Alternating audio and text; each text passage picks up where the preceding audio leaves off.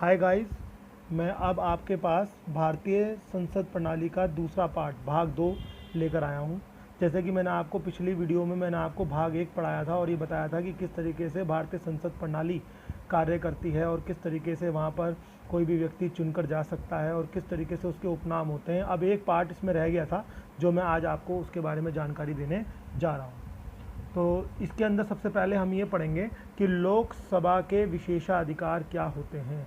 जैसे कि हम सब जानते हैं कि लोकसभा और राज्यसभा दो सदन हैं और ये सदन जो है वो बड़े पैमाने पर संसद के सदन माने जाते हैं। परंतु क्या लोकसभा और राज्यसभा के पास कुछ विशेषाधिकार हैं? यहाँ पर विशेषाधिकार से तात्पर्य ऐसे अधिकारों से होता है जो किसी एक व्यक्ति या किसी एक सदन के पास ही हो। जैसे कि कुछ ऐसे अधिकार हैं जो केवल और केवल लोकसभा के पास होते हैं या उन अधिकारों में प्राथमिकता जो होती है वो लोकसभा के पास होती है। ऐसे ही कुछ अधिकार ऐसे हैं जो कि राज्यसभा के पास हैं, जिनको राज्यसभा के विशेषाधिकार कहा जाता है, जिसका मतलब वही है एक बार कि या तो वो केवल और केवल राज्यसभा के पास हैं या उन अधिकारों के संबंध में प्राथमिकता राज्यसभा कर लेती है। तो यहाँ पर सबसे पहले हमें लोकसभा के विशेषाधिकार पढ़ने होंगे, जिनमें सबसे पहला जो विशेषाधिकार है लोकसभा का वो है धन विधेयक प्रस्तुत करने के संबंध में विशेषाधिकार। जैसा कि हम सब जानते हैं कि धन विधेयक क्या है। सबसे पहले तो हमें जानना होगा कि धन विधेयक होता क्या है। देखिए, धन विधेयक जो होता है वो एक ऐसा बिल होता है या एक ऐसा विधेयक होता है जो कि बड़े पैमाने पर सरकार के द्वारा अपने खर्चों को पूरा करने के लिए पैसे निकालने के लिए लाया जाता है। ये जो धन विधेयक होता है ये बड़े पैमाने पर केवल और केवल लोकसभा में ही प्रस्तुत किया जा सकता है, जो कि लोकसभा का एक विशेषाधिकार है।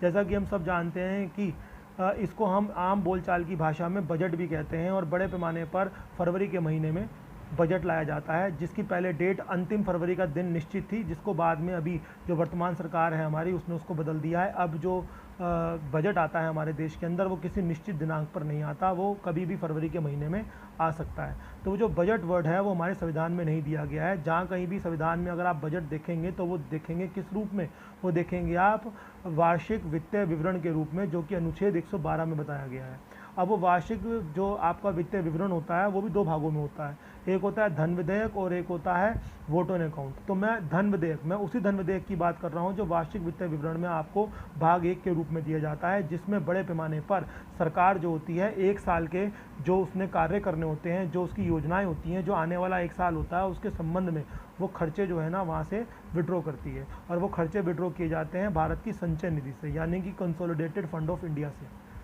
और क्योंकि कंसोलिडेटेड फंड ऑफ इंडिया एक ऐसा फंड होता है जिससे पैसा निकालने के लिए आवश्यक है कि आप संसद की पहले मंजूरी लें। अगर संसद की आपके पास मंजूरी नहीं है तो फिर आप कंसोलिडेटेड फंड ऑफ इंडिया से कोई भी पैसा नहीं निकाल सकते। तो यही कारण है कि आपको धन विधेयक लाना पड़ता है और धन विधेयक के जरिए आप उसे पास कराकर आप संचय निधि से पैसा निकाल सकते हैं। तो धन विधेयक के लिए विशेषाधिकार क्या है लोकसभा के पास कि ये धन विधेयक केवल और केवल लोकसभा में ही प्रस्तुत किया जा सकता है। इसको प्रस्तुत करने का अधिकार राज्यसभा के पास नहीं है। हाँ, वो अलग बात है कि लोकसभा में एक बार ये पारित हो जाए तो फिर इसको राज्यसभा में भेजा जाता है और राज्यसभा में इसको जब भेजा जाता है तो राज्यसभा उस पर डिबेट कर सकती है, राज्यसभा उसे पारित कर सकती है। परंतु ये सब काम जो उसे करने होंगे वो 14 दिन के अंदर अंदर करने होंगे, क्योंकि 14 दिन का समय जो है वो प्रदान किया गया है संविधान के अनुसार राज्यसभा को। परंतु यदि राज्यसभा इन 14 दिन के अंतराल में इसे पास नहीं कर पाती है तो लोकसभा के पास ये पूरा अधिकार है कि वह इस बिल को या इस विधेयक को पास मान ले। तो यही कारण है कि हम धन विधेयक को लोकसभा के विशेषाधिकारों में शामिल करते हैं, क्योंकि धन विधेयक को प्रस्तुत करने का अधिकार केवल और केवल लोकसभा के पास है और इसके जो जितने भी इसके जो अधिकार होते हैं वो मुख्यतः केवल और केवल लोकसभा के पास हैं, क्योंकि राज्यसभा इसमें अपने अधिकारों का इस्तेमाल बहुत सीमित रूप से कर पाती है। ना तो उसको पूर्णतः पारित करने का इसका अधिकार है कि ऐसा नहीं है कि अगर राज्यसभा ने इसे पारित नहीं किया तो ये पारित ही नहीं माना जाएगा। अगर राज्यसभा इसे पारित नहीं कर पाती है 14 दिन में और विफल हो जाती है पारित करने में, तो लोकसभा के पास पूरा अधिकार है कि राज्यसभा के पारित हुए बगैर इस बिल को पारित मान लिया जाए और लागू कर दिया जाए। तो एक ये कारण है जिसके लिए हम कहते हैं कि धन विधेयक जो है वो लोकसभा का विशेषाधिकार है। अब आती है दूसरा जो है अविश्वास प्रस्ताव प्रस्तुत करने के संबंध में विशेषाधिकार। सबसे पहले तो हमें जानना होगा कि अविश्वास प्रस्ताव क्या होता है। देखिए अविश्वास प्रस्ताव जो होता है, जिसको हम अंग्रेजी में क्या बोलते हैं, नो कॉन्फिडेंस मोशन। देखिए यह अविश्वास प्रस्ताव जो होता है वो आमतौर पर या तो प्रधानमंत्री या प्रधानमंत्री के मंत्रिमंडल के खिलाफ लाया जाता है या उसके किसी सदस्य के खिलाफ लाया जाता है। इन दोनों स्थिति में या प्रधानमंत्री के खिलाफ लाया जाए या उसके किसी मंत्री के खिलाफ लाया जाए, ये दोनों स्थिति ऐसी उत्पन्न होती है, दोनों स्थिति में पूरे के पूरे मंत्रिमंडल को इस्तीफा देना पड़ता है और सभी के सब अपने पद से इस्तीफा देते हैं। अर्थात अगर कोई भी व्यक्ति, सपोज कीजिए कि आज की डेट में जैसे कि वर्तमान सरकार जो है वो मोदी की चल रही है, नरेंद्र मोदी की, अगर मान लीजिए कि विपक्ष जो है वो बड़े पैमाने पर नरेंद्र मोदी के खिलाफ लेकर आता है अविश्वास प्रस्ताव, तो ऐसी स्थिति के अंतर्गत केवल और केवल नरेंद्र मोदी अपने पद से इस्तीफा नहीं देगा, उसका पूरा का पूरा मंत्रिमंडल समाप्त हो जाएगा और नए चुनाव आयोजित कराए जाएंगे, लोकसभा के नए चुनाव आयोजित होंगे भारत में। परंतु यदि ये प्रधानमंत्री के खिलाफ नहीं भी लाया जाता, उसके किसी मंत्री के खिलाफ लाया जाता है तो भी मैं आपको जानना आवश्यक है, तो भी पूरा का पूरा मंत्रिमंडल ही इस्तीफा देगा। यानी कि अगर मान लीजिए अमित शाह के खिलाफ लाया जाए, वो तो प्रधानमंत्री नहीं है, वो तो इस समय भारत का गृह मंत्री है, अगर उसके खिलाफ अविश्वास प्रस्ताव लाया जाता है और वो पारित हो जाता है, तो ऐसी स्थिति के अंतर्गत यह मान के चलिए कि पूरा का पूरा मंत्रिमंडल, जिसमें प्रधानमंत्री भी शामिल होगा, तो वो अपने पद से इस्तीफा दे देगा। एक बार फिर ऐसी स्थिति के अंदर चुनाव दोबारा आयोजित कराए जाएंगे। तो ये बहुत महत्वपूर्ण घटना है जो संसद में घटती है। अगर ये घटना घटनी है संसद में, तो केवल और केवल ऐसा अविश्वास प्रस्ताव केवल एक ही जगह लाया जा सकता है और वो है आपकी लोकसभा। तो लोकसभा जो है ये प्रस्ताव अपने पास रखती है। अब सबसे बड़ी बात यह है कि सपोज़ कीजिए कि अगर प्रधानमंत्री जो है वो लोकसभा से चुनकर नहीं गया हुआ, प्रधानमंत्री राज्यसभा से चुनकर गया हुआ है, क्योंकि हमारा संविधान ये कहता है कि भारत का जो प्रधानमंत्री है वो ज़रूरी नहीं है कि लोकसभा के सदस्य हो, वो किसी भी सदन का सदस्य हो सकता है, चाहे लोकसभा चाहे राज्यसभा।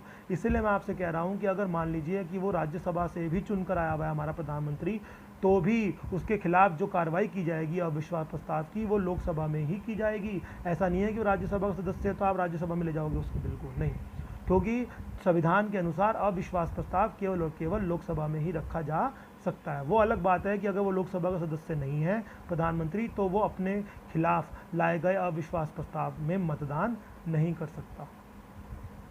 नहीं समझे आप? हाँ, और यदि मान लीजिए कोई मंत्री विशेष के खिलाफ भी लाया जाता है और वो लोकसभा का सदस्य नहीं है, वो मंत्री जो है वो राज्यसभा से मंत्री है, तो ऐसी स्थिति के अंतर्गत भी वो मंत्री अपने खिलाफ लाए अविश्वास प्रस्ताव पर मतदान नहीं कर पाएगा। बस इतना फ़र्क पड़ेगा और कोई फ़र्क नहीं पड़ेगा, और आएगा अविश्वास प्रस्ताव केवल और केवल लोकसभा में ही, वहीं पर पारित होगा और केवल सामान्य बहुमत से इसको पारित किया जाएगा।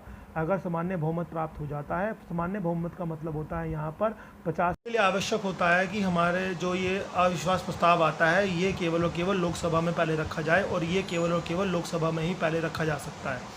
इसके लिए हमें सामान्य बहुमत की आवश्यकता होती है। मैं आपको बताना चाहूँगा कि यहाँ सामान्य बहुमत का मतलब होता है कि 50% से अधिक मतदान। यदि अविश्वास प्रस्ताव किसी भी मंत्रिमंडल के सदस्य के खिलाफ लाया जाता है, चाहे वो प्रधानमंत्री हो या कोई अन्य सामान्य मंत्री हो, यदि उसके खिलाफ ये अविश्वास प्रस्ताव लाया जाता है, तो आप ये मान के चलिए कि ये अविश्वास प्रस्ताव के अगर पक्ष में 50% से अधिक मतदान मिल जाता है, तो फिर पूरा का पूरा मंत्रिमंडल अपने पद से इस्तीफा दे देगा। तो मेरा कहने का मतलब ये है कि लोकसभा के जो विशेषाधिकार हैं वो दो प्रमुख होते हैं। नंबर एक तो धन विधेयक प्रस्तुत करने का संदर्भ में विशेषाधिकार, जो मैं आपको बता चुका हूँ, और दूसरा अविश्वास प्रस्तुत करने के संबंध में विशेषाधिकार। अविश्वास प्रस्ताव, देखिए यह अविश्वास प्रस्ताव जो है बड़े पैमाने पर मैंने आपको बता चुका हूँ कि क्या होता है और किस प्रकार से ये काम करता है। तो ये भी केवल और केवल लोकसभा में रखा जाता है, इसलिए ये भी लोकसभा का विशेषाधिकार माना जाता है। राज्यसभा की इसमें कोई भी भूमिका नहीं होती। अब सबसे बड़ी बात यह है कि अब हम आपको पढ़ाएंगे राज्यसभा के विशेषाधिकार। देखिए मैं आपको बताना चाहूँगा कि लोकसभा के विशेषाधिकार से तो तब भी बच्चे परिचित होते हैं, क्योंकि लोकसभा के विशेषाधिकार जो हैं वो बड़े पैमाने पर फिर भी आपको किताबों में, फिर भी आपको क्या नाम है, इंटरनेट पे आपको दिखने को मिल जाते हैं, और इनके बारे में आप कहीं कोचिंग भी पढ़ रहे हैं, कहीं कोचिंग सेंटर्स में भी जा रहे हैं, तो आम बोलचाल की जगह पर भी आपको इनके बारे में जिक्र मिल जाता है, क्योंकि काफ़ी ये जो है ना विख्यात से अधिकार हैं, जैसे कि धन विधेयक सब जानते हैं। इसके अलावा अविश्वास प्रस्ताव से भी सब परिचित होते हैं। परंतु जो राज्यसभा के विशेषाधिकार हैं वो कुछ ऐसे विशेषाधिकार हैं जिनके बारे में बच्चों को जानकारी कम होती है। तो इसका सबसे पहला जो विशेषाधिकार होता है वो होता है उपराष्ट्रपति के निष्कासन के संबंधी विशेषाधिकार। देखिए सबसे पहले हमें जानना होगा कि राज्यसभा का जो सभापति होता है वो उपराष्ट्रपति होता है, और हमें ये भी पता है कि उपराष्ट्रपति का जो पद होता है उसका एक क्या नाम है, एक कार्य होता है सभापति के रूप में काम करना राज्यसभा के। क्योंकि उपराष्ट्रपति के पदासीन सदस्य होता है उपराष्ट्रपति राज्यसभा का। हाँ जी, इसीलिए आपको ये भी पता होगा कि जो उपराष्ट्रपति होता है उसको अपने उपराष्ट्रपति कार्य के लिए कभी वेतन नहीं मिलता। उसे जो वेतन प्राप्त होता है वो वेतन प्राप्त होता है राज्यसभा के सभी सभापति के रूप में कार्य करने के लिए। ये एक बड़ी रोचक बात है, हालांकि बच्चे इससे अवगत नहीं होते हैं और बच्चे जब एक पहली बार सुनते हैं इसको तो अजीब भी लगता है कि ऐसा कैसे हो सकता है कि उपराष्ट्रपति को उसका वेतन उपराष्ट्रपति के पद के लिए नहीं बल्कि राज्यसभा के सभापति के रूप में कार्य करने के लिए मिलता है। परंतु वास्तविकता यही है, ये संविधान के अंतर्गत दिया गया है कि भाई जो उपराष्ट्रपति होगा उसको जो वेतन प्राप्त होगा वो वेतन उपराष्ट्रपति के कार्य के लिए नहीं होगा, क्योंकि उपराष्ट्रपति का कार्य ऐसा कुछ होता ही नहीं। जो उसका मुख्य कार्य है वो क्या है? उसका मुख्य कार्य है राज्यसभा में सभापति के रूप में काम करना, इसलिए उसको वेतन मिलता है। तो यदि अगर मान लीजिए उपराष्ट्रपति के निष्कासन से संबंधी कोई भी प्रक्रिया है या कोई ऐसा बिल है जो उपराष्ट्रपति को निकालने के लिए लाया जा रहा है, तो ऐसा बिल आप ये मान के चलिए कि केवल और केवल पहले राज्यसभा में ही रखा जाएगा। इसमें राष्ट्रपति की तरह काम नहीं होगा कि जैसे राष्ट्रपति का अगर आपको निकालना है, उसका ऊपर महाभियोग चलाना है, तो राष्ट्रपति का बिल आप पहले कहीं भी रख सकते हैं, किसी भी सदन में रख सकते हैं, चाहे वो लोकसभा हो चाहे वो राज्यसभा हो। परंतु उपराष्ट्रपति के पद के लिए ऐसा नहीं है। अगर आपको उपराष्ट्रपति को उसके पद से निकालना है तो उसके लिए आपको बिल पहले राज्यसभा में ही रखना होगा, जिसका प्रमुख कारण ये है कि वो राज्यसभा का सभापति होता है। यही कारण है कि आपको उपराष्ट्रपति को निकालने की प्रक्रिया वाला बिल पहले आपको राज्यसभा में रखना आवश्यक है। ये राज्यसभा का विशेषाधिकार है। किस पर? लोकसभा। इसके बाद बिल जब एक बार राज्यसभा में पारित हो जाएगा तो फिर वो लोकसभा में जाएगा और वहाँ पर भी पारित होगा। अब वो अलग बात है कि 2/3 बहुमत चाहिए दोनों सदनों में, वो अलग चीज़ है। वो हम उपराष्ट्रपति की जब कभी वीडियो डालेंगे कि उपराष्ट्रपति का पद क्या होता है, उसके क्या प्रावधान है, तो वो उसके बारे में हम आपको डिटेल में बताएंगे। पर अभी वर्तमान जो इस समय हम पढ़ा रहे हैं आपको, वो राज्यसभा के विशेषाधिकार पढ़ा रहे हैं। तो केवल हमें ये पढ़ना है कि उपराष्ट्रपति के निष्कासन संबंधी विशेषाधिकार क्या है। तो वो विशेषाधिकार ये है कि जब भी उपराष्ट्रपति को निकालने की प्रक्रिया लाई जाएगी संसद में, तो वो पहले राज्यसभा में प्रस्तुत होगी, उसके बाद वो लोकसभा में जाएगी और 2/3 बहुमत दोनों सदनों में इसके लिए आवश्यक होगा। ठीक है, अब बात आती है आपकी दूसरा विशेषाधिकार जो है वो अखिल भारतीय सिविल सेवा के संबंध में विशेषाधिकार है। ये तो बहुत कम बच्चे जानते हैं। सबसे बड़ी बात यह है कि अखिल भारतीय सिविल सेवा क्या है? यूपीएससी जिसकी हम सब तैयारी कर रहे हैं, आईएएस बच्चे जो यूपीएससी की तैयारी कर रहे हैं, क्योंकि हम बोल देते हैं कि हम एग्ज़ाम जो है वो आईएएस का दे रहे हैं, जबकि आईएएस कोई एग्ज़ाम ही नहीं है। एग्ज़ाम जो होता है वो सिविल सेवा का एग्ज़ाम होता है। इसलिए जब कभी भी नोटिफिकेशन भी आप देखते हैं यूपीएससी का, तो उसमें लिखा हुआ होता है notification for civil services exam 2020, 21, 2019। तो यानी कि आईएएस की कोई परीक्षा ही नहीं होती। परीक्षा होती है यूपीएससी की सिविल सर्विसेज की, जिसमें आपको IAS, IPS, IRS, IFS, IFOS ये सब चीज़ें आपको आपके रैंक के अनुपात में या रैंक के आधार पर दी जाती हैं। आईएफएस का तो पेपर अलग होने लगा, केवल प्री एक होता है, बाकी मेंस जो है और इंटरव्यू उनका अलग होता है। परंतु फिर भी अगर आप आईपीएस मिल रहा है, आपको आईआरएस मिल रहा है, आईएफएस मिल रहा है या और कोई भी पद आपको एक्साइज में मिल रहा है, तो वो सारे जो पद आपको मिल रहे हैं आईएएस समेत, वो सारे पद आपको सिविल सेवा परीक्षाओं में आपकी रैंकिंग के आधार पर मिलते हैं। तो इसलिए ये भी एक भ्रांति है कि अखिल भारतीय सिविल सेवा की परीक्षा दे रहे हैं, आईएएस की परीक्षा दे रहे हैं, तो आप आईएएस की परीक्षा नहीं दे रहे हैं, आप दे रहे हैं परीक्षा किसकी? यूपीएससी की सिविल सर्विसेज की परीक्षा दे रहे हैं, जिसमें 3 सेवाएं आती हैं यूपीएससी की। एक होती है ऑल इंडिया सर्विसेज, जिनको हम अखिल भारतीय सिविल सेवा कहते हैं। नंबर 1 पे आईएएस, नंबर 2 पे आईपीएस और नंबर 3 पे आईएफओएस, यानी कि Indian forest officer service I should say, okay, यानी कि भारतीय वन सेवा। तो ये 3 सेवाएं होती हैं जो अखिल भारतीय सिविल सेवा में आती हैं, यानी कि वो ऑल इंडिया सर्विसेज में आती हैं। तो अगर आप कोई भी ऐसा निर्णय ले रहे हैं, कोई भी ऐसा निर्णय जो कि अखिल भारतीय सिविल सेवा को प्रभावित कर रहा है, यानी ऑल इंडिया सर्विस को प्रभावित कर रहा है, तो ऐसा निर्णय आप संसद में बिल रखे बगैर नहीं ले सकते। संसद में आपको बिल पारित कराना आवश्यक है और ये बिल पहले रखा जाएगा राज्यसभा में। इस संदर्भ में राज्यसभा के पास विशेषाधिकार है कि यदि कभी भी अखिल भारतीय सिविल सेवा से संबंधी कोई भी परिवर्तन आप कर रहे हैं उसमें, तो कोई ऐसा बिल लाया जा रहा है तो वो पहले राज्यसभा में ही लाया जाएगा। ऐसा करना अनिवार्य है, ये इसका विशेषाधिकार है राज्यसभा का। यहाँ मैंने आपको ये भी बता दिया है कि अखिल भारतीय सिविल सेवा क्या होती है। ये 3 सेवाओं से मिलकर बनती है, जिनको हम इंग्लिश में ऑल इंडिया सर्विस बोलते हैं। पहले नंबर पे आईएएस यानी कि भारतीय प्रशासनिक सेवा, नंबर 2 पे आईपीएस यानी कि भारतीय पुलिस सेवा, और तीसरे नंबर पे आईओएफएस यानी कि भारतीय वन सेवा। ये तीनों सेवाएं जो हैं ऑल इंडिया सर्विसेज होती हैं। और अगर इनमें कोई आप चेंज करते हैं, इनमें किसी प्रकार के प्रावधान में कोई अंतर आता है या आप करना चाहते हैं, सरकार करना चाहती है अंतर, तो इसके लिए उनको बिल लाना होगा संसद में, और वो भी संसद के कौन से सदन में बिल लाया जाएगा, पहले राज्यसभा। यह आपको याद रखना होगा, क्योंकि एग्ज़ाम जो आएगा ना आपका, वो ज़रूरी नहीं है कि आपसे लोकसभा के विशेषाधिकार पूछे, क्योंकि वो नॉन होते हैं, बच्चों को पता होते हैं। वो आपसे बहुत ज़्यादा चांसेस हैं कि वो आपसे राज्यसभा के विशेषाधिकारों के ऊपर कोई प्रश्न आपसे पूछ ले, कोई क्वेश्चन पूछ ले।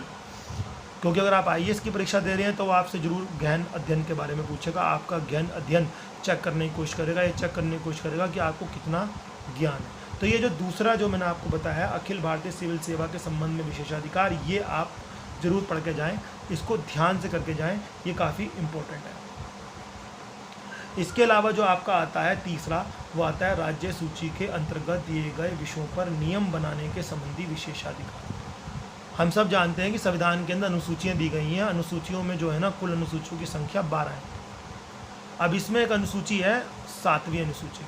ये 7वीं अनुसूची जो है विषयों के संदर्भ में अनुसूची दी गई है, जिसके अंदर भारत के समस्त विषयों को 4 भागों में बांटा गया है। नंबर 1 संघ सूची, नंबर 2 राज्य सूची, नंबर 3 समवर्ती सूची, और नंबर 4 विशिष्ट सूची। तो जो आपको राज्य सूची दी गई है, राज्य सूची एक ऐसी सूची होती है जिसके अंतर्गत केवल वही विषय दिए गए हैं जिन पर नियम बनाने का अधिकार केवल राज्य सरकार को होता है, जो राज्यों में होती है।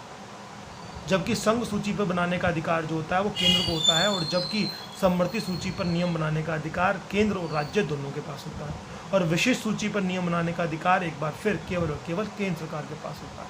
परंतु क्या कोई ऐसी सिचुएशन है, क्या कोई ऐसा सिस्टम है, या कोई ऐसी समय है जिस समय पर राज्य सूची के अंतर्गत दिए गए विषयों पर केंद्र सरकार भी नियम बना सके? जी है, और वो है आपका अनुच्छेद 352।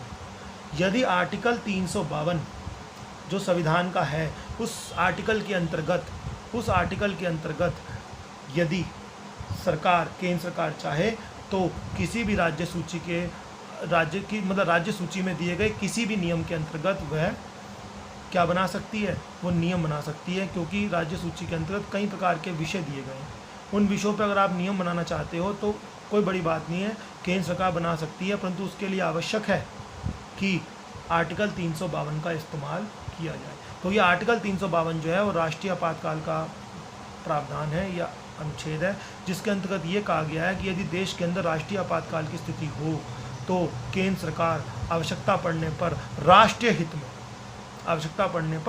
हित में राज्य सूची के अंतर्गत दिए गए किसी भी विषय पर नियम बनाने का अधिकार रखती है। पर इसके लिए आवश्यक है कि ऐसा बिल जो इसके लिए लाया जाएगा वो राज्यसभा में पहले रखा जाए। इसको आप लोकसभा में पहले नहीं रख सकते, जिसका प्रमुख कारण है कि ये राज्य सूची के अंतर्गत दिए गए विषयों पर नियम बनाने का क्या है, प्रस्ताव है। और हम सब जानते हैं कि जो राज्यसभा होती है वो काउंसिल ऑफ स्टेट्स भी कहलाती है, यानी उसमें प्रतिनिधि जो होते हैं वो सारे के सारे भारत के राज्यों के होते हैं।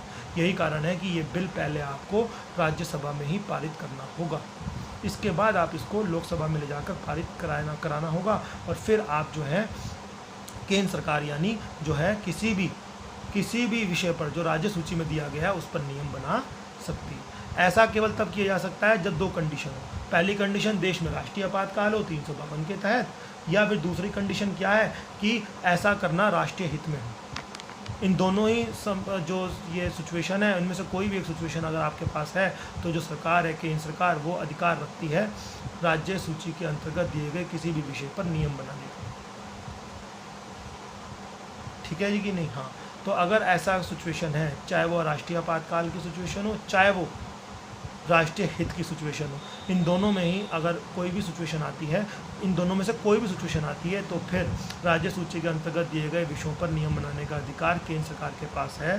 तो इसके लिए एक प्रस्ताव तैयार किया जाएगा, वो प्रस्ताव संसद में रखा जाएगा, संसद के दोनों सदनों से पारित भी कराया जाएगा, परंतु पहले राज्यसभा में रखा जाएगा और पारित किया जाएगा, फिर ये लोकसभा में रखा जाएगा और पारित किया जाएगा। यानी कि राज्यसभा के पास इस संदर्भ में विशेषाधिकार है।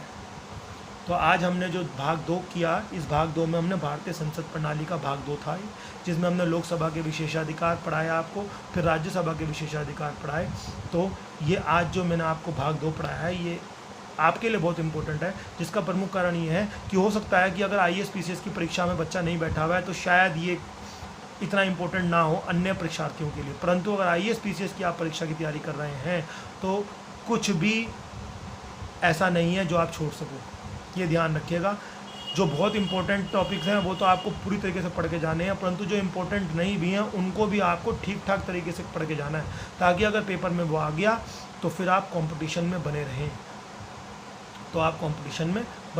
इसलिए ये भारतीय संसद प्रणाली का जो भाग 2 मैंने आपको कराया है, जिसमें विशेषाधिकार पढ़ाया है लोकसभा के और राज्यसभा के, ये बड़े पैमाने पर इतने छोटे मोटे एग्जामों में नहीं आते, परंतु अगर आप किसी बड़े एग्जाम की तैयारी कर रहे हैं, IAS PCS की तैयारी कर रहे हैं, तो ऐसी स्थिति के अंतर्गत जरूरी है कि आप इनसे भी रूबरू होकर जाएँ, इनको भी पूरी तरीके से पढ़ें। अब जो मैं आपको अगली वीडियो बताऊँगा वो मैं आपको पढ़ाऊँगा भारत के राष्ट्रपति की वीडियो होगी। तो भारतीय संसद प्रणाली मैंने यहाँ समाप्त कर दिया भाग 1 और भाग 2 में, ठीक है। परंतु अब जो अगला टॉपिक आएगा मेरा वो भारत के राष्ट्रपति के ऊपर आएगा, और वो मैं जल्द कोशिश करूँगा कि वो जल्द मैं आपको डालूँ। परंतु एक बार फिर मैं आपको कहना चाहूँगा ये वीडियो ख़त्म होने से पहले कि आप मेरे इस चैनल को सब्सक्राइब कीजिए और लाइक दीजिए, क्योंकि अगर आप ऐसा करेंगे तो ही मुझे मोटिवेशन मिलेगा और मैं फिर अपने आगे वीडियो डाल पाऊँगा, ठीक है ना। तो अगर आप बेनिफिट लेना चाहते हैं, अगर आप चाहते हैं कि आप मेरी इन वीडियो का लाभ उठाएँ, मुझे उम्मीद है कि आपको उनसे लाभ हो रहा होगा, आप उससे फ़ायदा भी उठा रहे होंगे। अगर आप चाहते हैं कि आगे भी फ़ायदा उठाएं तो कृपया करके सब्सक्राइब भी कीजिए, लाइक भी कीजिए, और औरों को भी बताइए जो बच्चे इस चीज़ की तैयारी कर रहे हैं, ठीक है। आप शेयर कीजिए ताकि उन बच्चों को भी फ़ायदा हो जो बच्चे IAS PCS की तैयारी कर रहे हैं, क्योंकि देखिए ज्ञान बांटने से बढ़ता है, इसीलिए मैं बांट रहा हूँ। तो आप भी अगर इस मेरा फ़ायदा उठाते हैं इस वीडियो से, अगर आपको लगता है कि आपको कोई चीज़ ऐसी मिल रही है जो आपके फ़ायदे की है, तो वो आप औरों तक भी पहुँचाएँ, ठीक है ना। तो ये है आज की वीडियो। तो